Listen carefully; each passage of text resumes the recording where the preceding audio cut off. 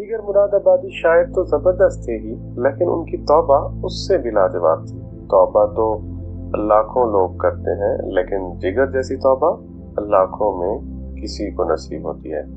कौन शख्स है जो इस बात से वाकिफ ना हो कि जिगर न सिर्फ मशरूब खास पिया करते थे, बल्कि वो उसी में गर्क ही रहा करते थे। उनकी हालत ये होती थी कि मुशायरे में आते तो उन्हें 2 आदमी उठाकर लाया। किसी ने एक दिन कहा, जिगर साहब इस बिला नोश से तौबा कर लें। आपने कहा इससे तौबा तौबा तौबा। लेकिन किसी ने हक कहा है कि जब किसी बात को अल्लाह ताला चाहे तो फिर जिगर हो या दर्द वो कुछ छोड़ता नहीं है। जिगर को एक बार इख्तिलाज कल्ब हुआ, सोचने लगे मैं आखिर अपने अल्लाह को क्या मुंह दिखलाऊंगा। दिल में इस ख्याल का आना था कि होल उठने लगे। खालिक जिगर ने ये देखा तो बढ़कर जिगर का हाथ थाम लिया।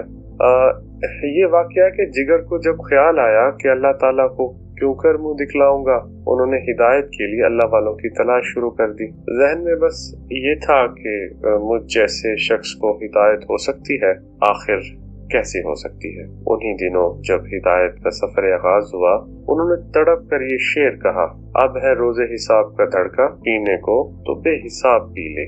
जब बंदा हिदायत के लिए तालिब हुआ तो कैसे मुमकिन था कि मालिक करम न फरमाता। जिगर की मुलाकात हजरत अजीजुल हसन मजजूब से हो गई। आपने पूछा, ख्वाजा साहब आप कैसे अल्लाह वाले हो गए, किसकी सोबत ने आपको ऐसे बना दिया? आप तो डिप्टी कलेक्टर होते हैं, कलेक्टर और गोल टोपी, लंबा कुर्ता, अरबी पाजामा, हाथ में तस्बीह। ख्वाजा साहब ऐसा डिप्टी कलेक्टर तो दुनिया में कहीं नहीं देखा। ये आपकी टर किसने निकाली? ख्वाजा साहब ने कहा, थाना भवन में हकीमुल उम्मत अशरफ अली थानवी रहमतुल्लाह होते हैं, ये टर उन्होंने निकाली। जिगर ने तड़प कर कहा, क्या मुझ जैसा शराबी गुनहगार भी थाना भवन जा सकता है? मगर शर्त यह है कि मैं वहाँ भी पीऊंगा, क्योंकि इसके बगैर गुजारा नहीं होता। ख्वाजा साहब ने कहा, मालूम करके बताऊंगा। उसके बाद ख्वाजा साहब थाना भवन पहुंचे और मौलाना अशरफ अली थानवी से मिले। कहने लगे, हजरत जिगर अपनी इस्लाह चाहता है, आप यहाँ आना चाहता है, लेकिन कहता है खानका में भी पिए बगैर नहीं रहूंगा।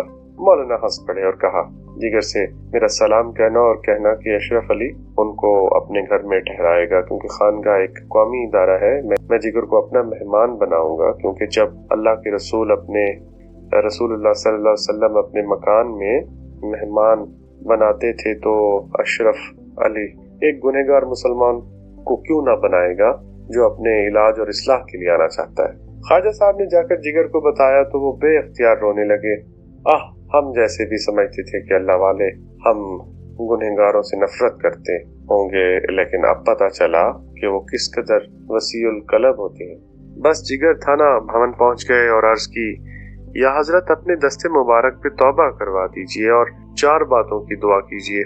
सबसे पहले तो ये शराब छोड़ दूं, दूसरी कि मुझे हज नसीब हो, तीसरी दाढ़ी रख लूं, और चौथी कि मेरा खात्मा ईमान पे हो। हजरत मौलाना ने दुआ फरमाई। इस वाक़ये के बाद जिगर जब थाना भवन से वापस आए तो उन्होंने शराब छोड़ दी। ये इल्लत छोड़ते ही वो बीमार हो गए।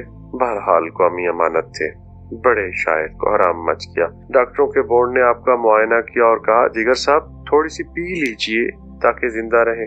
जिगर ने पूछा, थोड़ी थोड़ी पीता रहूंगा तो कब तक जीता रहूंगा? डॉक्टरों ने कहा, 5-10 साल और हयात रहेंगे। जिगर ने कहा, 10 साल बाद अगर शराब पीते हुए गुनाह कबीरा की हालत इज़ार में मरूंगा तो अल्लाह के गजब और लानत के साथ मरूंगा। तो मैं इस मौत को अजीज रखता हूँ, ये मौत राह हक में होगी। अल्लाह ताला फरमाएंगे, मेरे बंदे ने एक गुनाह छोड़ दिया और उस गम में मर गया, मुझे ये मंजूर है।